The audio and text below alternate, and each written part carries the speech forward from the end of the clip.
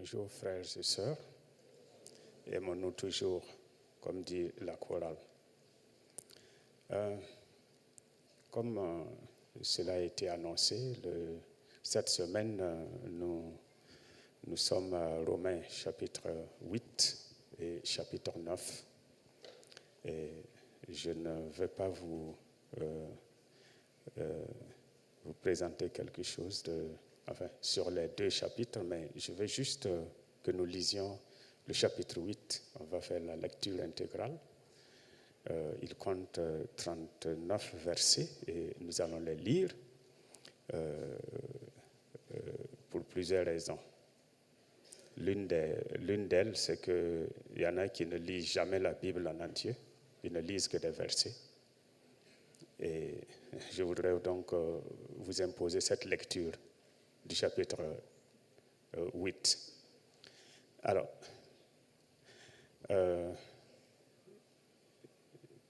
lisons, si vous y êtes. Il n'y a donc maintenant aucune condamnation pour ceux qui sont en Jésus-Christ. En effet, la loi de l'esprit de vie en Jésus-Christ m'a affranchi de la loi du péché et de la mort. Car chose impossible à la loi parce que la chair la rendait sans force.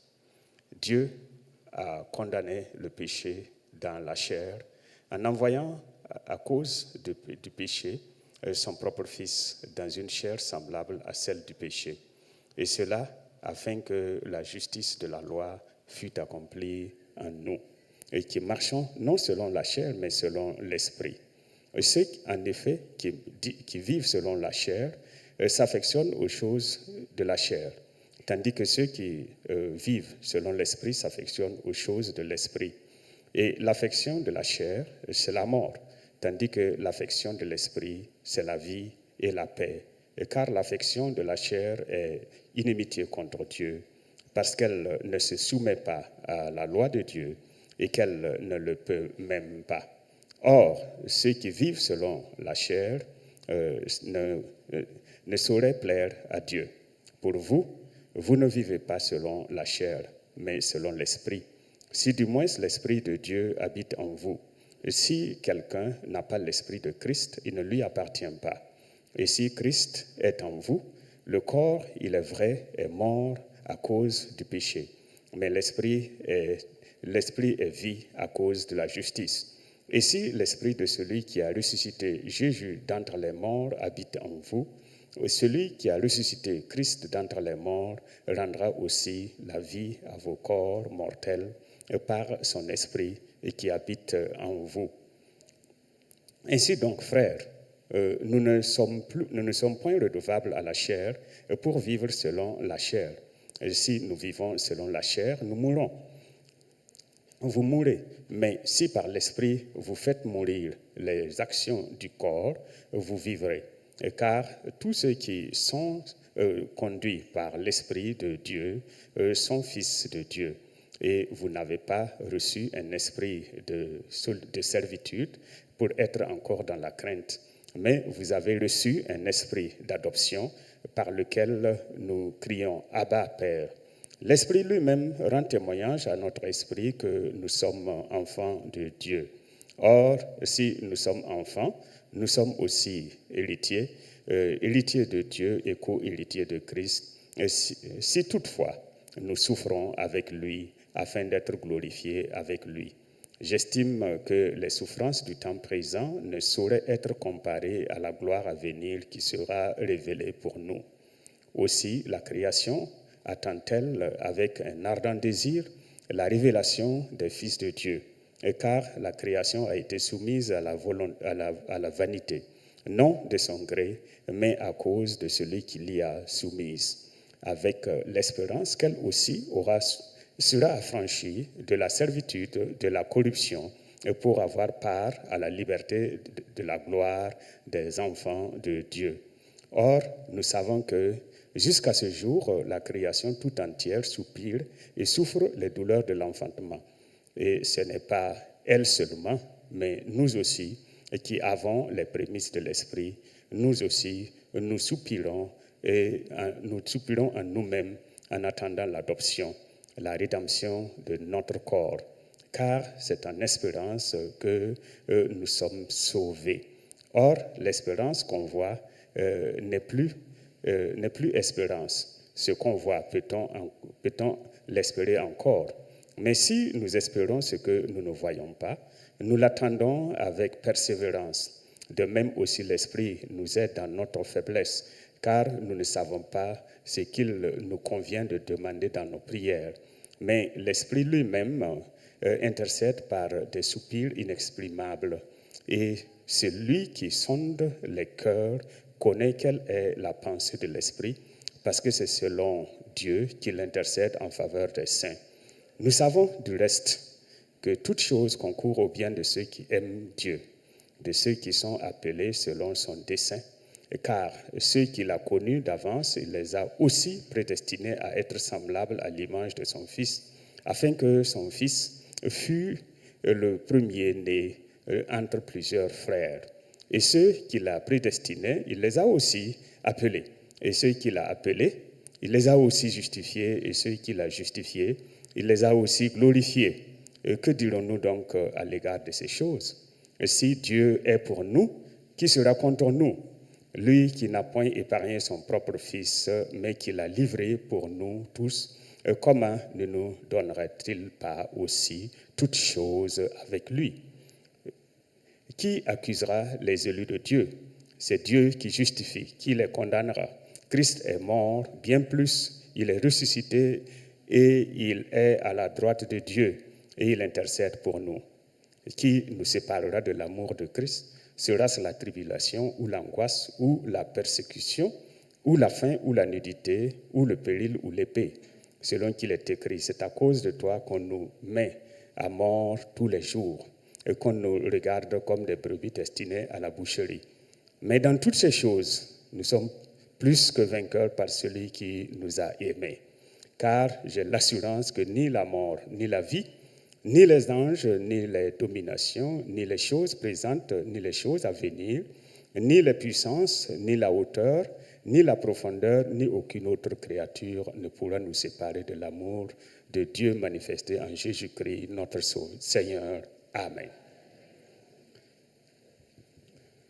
Longue lecture.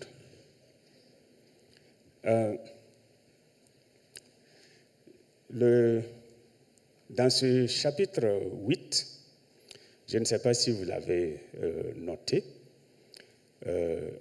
par 8 fois, il y a un mot qui est revenu, la mort. Nous n'aimons pas ce mot. Et il y a d'autres insinuations, il y a d'autres expressions, d'autres mots qui sous-entendent la mort également. Si nous les mettons ensemble, nous serons à plus de 10 mots, 10 manifestations, 10 fois il est question de mort. Mais il se trouve qu'il est question tantôt de la mort spirituelle et tantôt de la mort physique. Alors, mort spirituelle, mort physique. En fait, l'apôtre, dans ce chapitre 8, fait une transition entre tout ce qu'il a dit aux Romains à partir du chapitre 1er jusqu'au chapitre 7. Il a été question très régulièrement de la mort spirituelle, de la mort du chrétien par rapport au péché. Et pour faire la transition, parce qu'à partir du chapitre 9, le chapitre 10, il va changer de sujet. Il va parler plutôt d'Israël. Et ensuite, il va donner des indications quant à la vie chrétienne, à partir des chapitres 12 en allant. Alors, ce matin, je voudrais que nous parlions de la mort. Oui, de la mort. Et je répète, de la mort. Je sais que, en fait, ce n'est pas un sujet que nous aimons. Mais pourtant, nous le vivons. Nous sommes sujets à la mort. Tous les jours, nous avons des gens qui meurent. Et nous tous, nous sommes des mortels. Alors, il va falloir qu'on en parle. Et ce chapitre me donne le prétexte pour en parler. Comme je disais déjà, il est question dans ce chapitre de deux morts, quand bien même ça a été répété, et ensuite il y a une troisième, celle qui est la mort volontaire, la mort aux œuvres de la chair. Donc, pendant les séances, les semaines précédentes, les pasteurs qui ont traité ces 7 chapitres, ont parlé de la mort à laquelle vous et moi nous devons vraiment nous engager. C'est-à-dire, en d'autres termes, que nous devons faire en sorte que chaque chrétien qui veut plaire à Dieu doit s'efforcer de mourir par rapport aux attraits de la chair, par rapport aux convoitises de la chair, par rapport à ce qui lui plaît. Nous devons être considérés comme morts et nous devons tout faire pour que le péché ne nous trouve pas vivants, ne trouve pas que nous sommes encore enclins, que nous sommes toujours là. Parce que la Bible dit que celui qui est mort en a fini avec le péché. Le pasteur en a parlé longuement vendredi et mardi. Si nous sommes morts au péché, si nous sommes morts, nous avons fini avec le péché. Mais je voudrais ce matin parler plutôt de la mort physique. La mort physique. Son origine remonte à la création. Genèse chapitre 3. Dans ce livre, eh bien, Dieu a dit à Adam et à Ève qu'ils ne devraient pas manger du fruit de l'arbre de la connaissance du bien et du mal. Ils ne devaient pas manger de ce fruit parce qu'ils mourraient le jour où ils en mangeraient. Et ils ont mangé parce que, là, le conflit entre chair, entre les désirs charnels et l'accomplissement, l'obéissance à la voix de Dieu a pris le dessus. Vous vous rappelez qu'il a été dit que lorsque le serpent a dit à Ève qu'ils pouvaient manger de ce fruit parce que Dieu ne leur a pas dit la vérité, il y a une phrase qui a suivi. La femme vit que le fruit était beau à regarder, utile pour ouvrir l'intelligence, etc., etc. Et c'est suite donc à cette réflexion, c'est suite donc à cela qu'elle a pris, elle a cueilli le fruit, qu'elle en a mangé et qu'elle en a donné aussi à son époux qui était à côté d'elle. Alors, et voici, la mort va intervenir. Dieu, donc, va venir juger, discuter avec Adam et Ève, et puis prononcer la sentence. Et au verset 22, donc, Dieu va dire ceci. L'Éternel Dieu dit, « L'homme est devenu comme nous, en ce qui concerne la connaissance du bien et du mal. Maintenant, empêchons-le d'étendre la main et de cueillir le fruit de la vie éternelle, d'en manger et de vivre éternellement. » D'étendre la main, de cueillir le fruit qui malheureusement était à sa portée, qui n'avait pas fait l'objet d'interdiction de la part du Seigneur, et d'en manger et de vivre éternellement. Alors, ce texte, donc, devrait intéresser tous les enfants de Dieu. Parce qu'en réalité, le fait que Dieu ait interdit et que la mort soit intervenue est salutaire pour vous et pour moi. En fait, qu'est-ce qui s'est passé? Si effectivement Adam et Ève, après avoir désobéi à Dieu, si après ils avaient mangé le fruit de la vie éternelle, eh bien, ils vivraient éternellement sous la domination du péché, sous la domination de Satan, et ils seraient esclaves éternellement. Et vous et moi, nous serions éternellement esclaves, sans moyen de salut.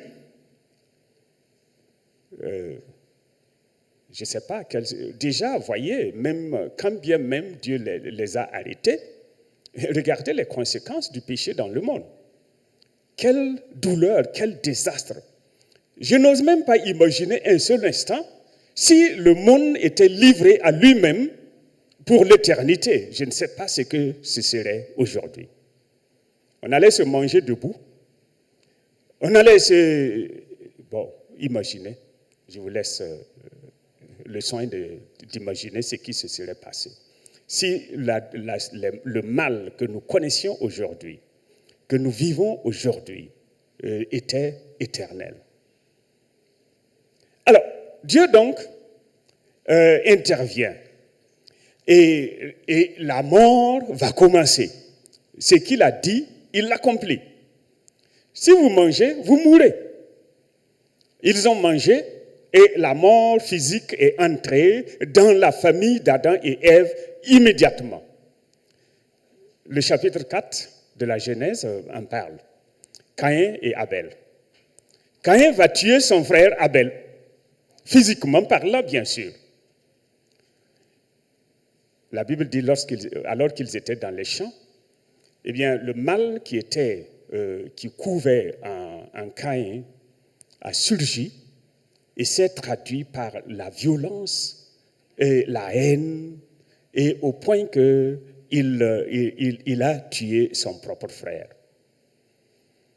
Donc, j'imagine que c'était les autres, peut-être Adam et Ève, ne savaient pas ce que c'était la mort. Qu'est-ce que c'est que la mort? Parce qu'ils n'en avaient jamais vu.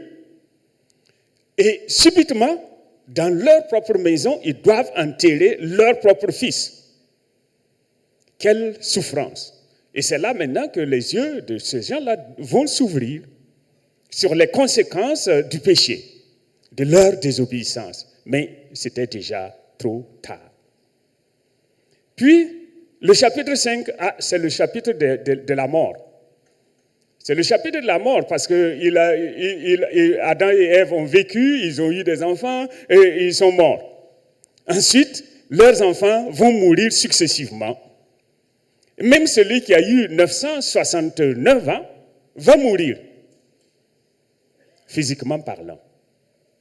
Et ils sont tous morts. Alors, sans compter les morts suite au déluge. Finalement, qu'est-ce que c'est que la mort? La mort spirituelle, c'est être séparé d'avec Dieu. Mais la mort physique, eh bien, le Larousse l'a définit comme étant une cessation de toute activité, une cessation définitive de toute activité. Alors, bon, et quand j'ai regardé cette définition, je me suis dit, j'espère qu'il ne voit pas cessation définitive là, comme les témoins de Jéhovah le voient, l'annihilation. Parce qu'eux, ils disent que quand quelqu'un meurt, eh bien, c'est fini pour lui. Il n'y a rien après la mort, pas de jugement, pas de vie éternelle, absolument rien. Il disparaît, annihilé. Et c'est pourquoi ils peuvent vivre comme bon leur semble, parce que l'apôtre Paul dit que si c'est seulement dans cette vie que nous espérons, que nous avons cette foi, que nous avons notre confiance en Dieu, eh bien, nous sommes les plus malheureux des hommes. Mangeons alors et buvons. Parce que si après, il n'y a rien. Il y a quelque chose après. Donc, nous cessons de vivre ici. Toute activité s'arrête. Effectivement, quand la Bible dit que celui qui est mort en a fini avec le péché, ça veut dire qu'il n'y a plus d'activité, il n'y a plus d'attrait pour le péché. Le corps ne sert à rien, il ne peut plus rien faire, il dépend des autres. Qu'on le panne, qu'on l'incinère, eh bien, qu'on le laisse pourrir dehors, qu'on le mette dans une tombe, sans cercueil ou avec cercueil, c'est la même chose. Aucun mort ne va se lever et dire pourquoi vous m'avez mis dans ce cercueil-là. Je mérite mieux que ça. Vous avez déjà entendu ça? Les morts ne parlent pas.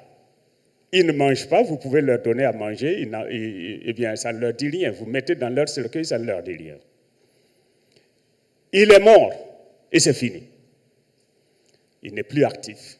Voilà pourquoi, eh bien, la mort devrait être considérée aussi comme une solution au péché. Parce que si on est mort, on n'est plus attiré par le péché. On ne peut plus commettre de péché. On ne peut plus faire le mal, on ne peut plus faire le bien. Et c'est une des raisons pour lesquelles nous devons, en tant que chrétiens, aussi regarder la chose avec un autre regard. Il faut qu'on voit ça autrement. Un jour, quelqu'un a dit, c'était un monsieur qui était mutilé, handicapé, vraiment. Peut-être que quelques anciens se souviennent d'un monsieur qui était assis à la Sonaposte au niveau des boîtes postales, totalement mutilé. Un monsieur s'est arrêté un jour, il a regardé longuement et l'handicapé a remarqué qu'il était bien regardé, que le monsieur avait... En fait, il était compatissant, et il dit, mais que monsieur, vous me regardez comme ça. Je suis sûr que vous avez pitié de moi. Mais vous savez, imaginez un peu si je n'étais pas handicapé comme je le suis, ce que je pourrais être. Quel mal je pourrais faire? Alors, le monsieur qui était là, son interlocuteur, donc, a dit, ah, vraiment. Vraiment. Il est parti. Vous imaginez ce qui pourrait se passer? Il y a des gens, en réalité, qui auraient perdu leur salut s'ils avaient vécu 2 jours de plus. Alors, ça, on va me dire, qui c'est?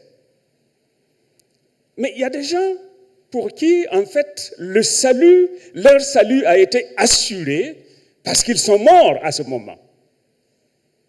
Autrement, ils auraient raté le ciel. 1 jour de plus, ils seraient perdus. Alors, vous allez me dire, bien,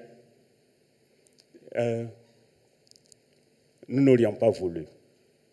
Alors, la Bible nous dit quand même un certain nombre de choses sur cette question.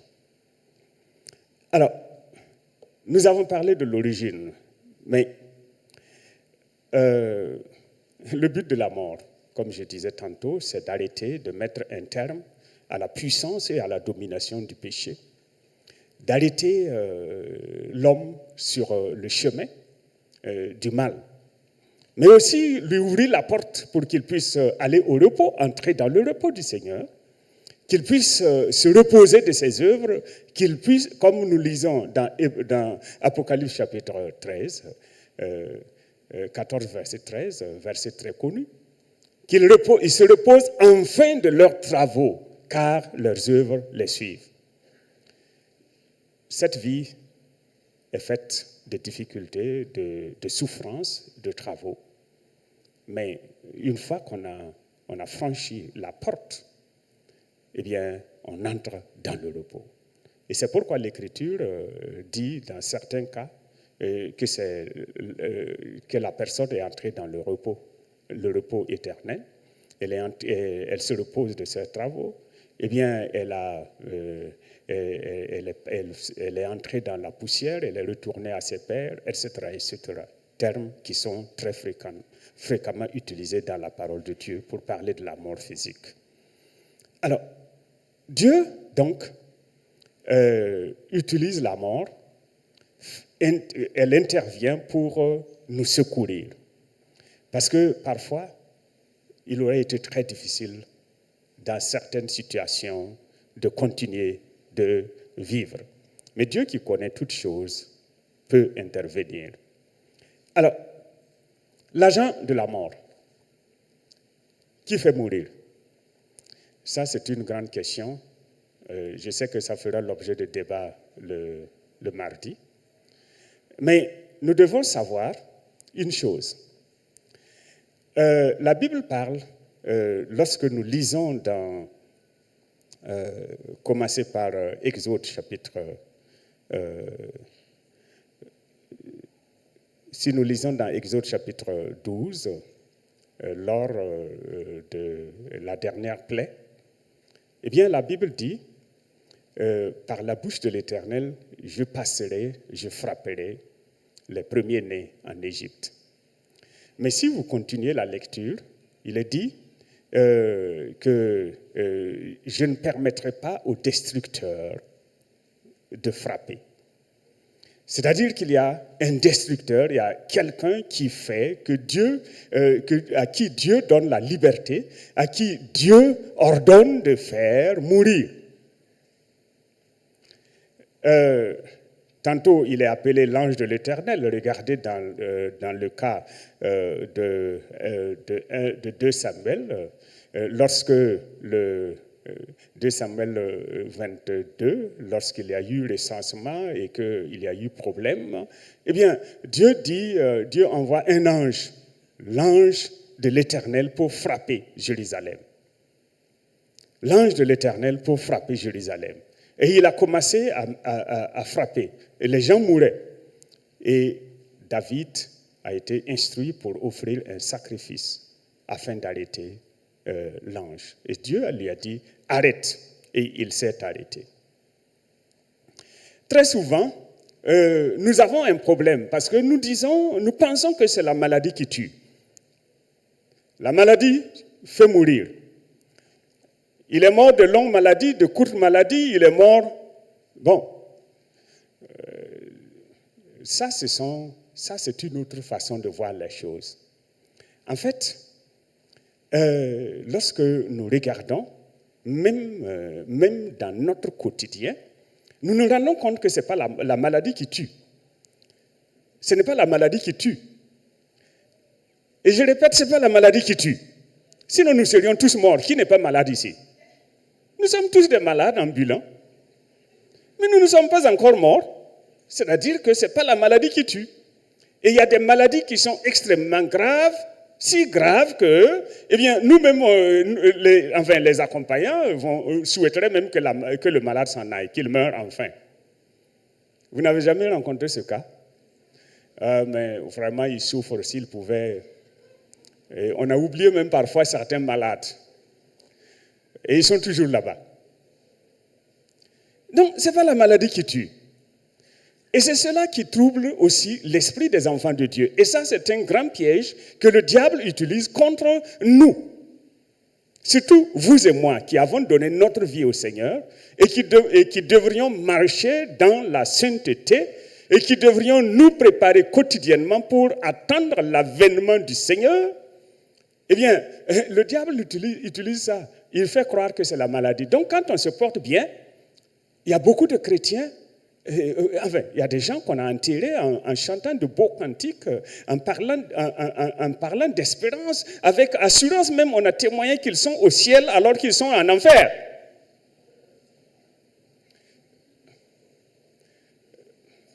Bon. Alors, ne m'en voulez pas.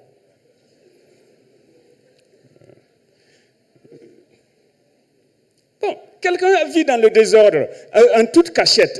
Les gens ne savent pas. Il y a peut-être quelques personnes qui savent que la personne là, c'est pas un bon chrétien. Mais la personne meurt et puis l'Église va chanter de beaux cantiques, on va rendre de bons témoignages. Et vous savez, nous aimons tellement les morts que nous embellissons leur histoire.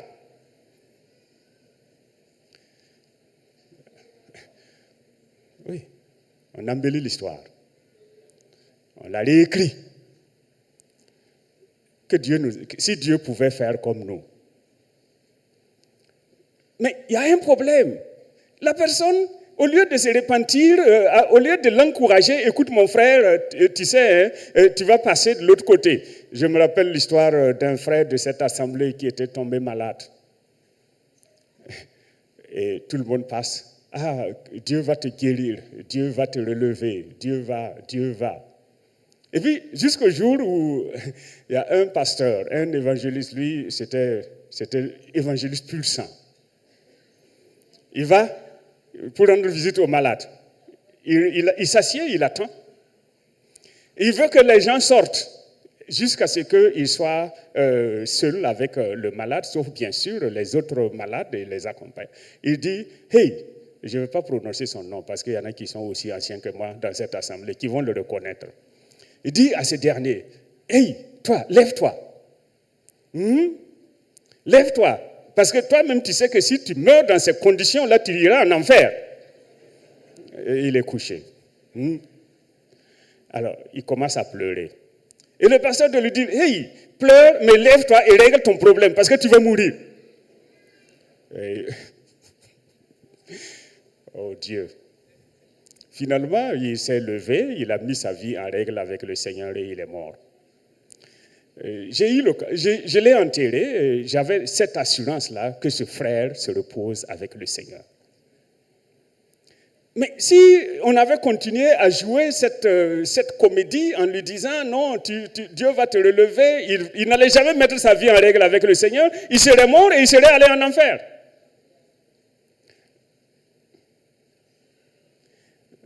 Aujourd'hui, ce n'est pas un message populaire, mais ce n'est pas grave. Mais si nous, en fait, il faut qu'on cesse d'attacher, de donner à la maladie un pouvoir qu'elle n'a pas. Elle n'a pas ce pouvoir-là. La maladie, elle est là, elle va nous faire souffrir, et puis bon, mais il faut que la mort, l'ange de la mort vienne frapper, vienne emporter la personne. Alors, et malheureusement, nous ne savons pas quand est-ce, nous ne savons pas où, nous ne savons pas dans quelles circonstances l'ange de la mort va venir. Et c'est là que vous et moi, nous devons faire beaucoup attention. Il faut qu'on se prépare. Il faut qu'on se prépare. Parce que si elle venait, si l'ange de la mort venait, si la mort survenait, alors qu'on était bien portant, qu'on a pensé que j'ai encore 20 ans, 30 ans, 40 ans devant moi. Les jeunes gens là pensent qu'ils ont toute la vie devant eux. C'est combien de temps que ça dure? Vous voyez, l'apôtre Paul, en parlant il parle aux Philippiens, il dit, j'ai fait tout ça et je sais une chose, mourir m'est un gain. Mourir m'est un gain.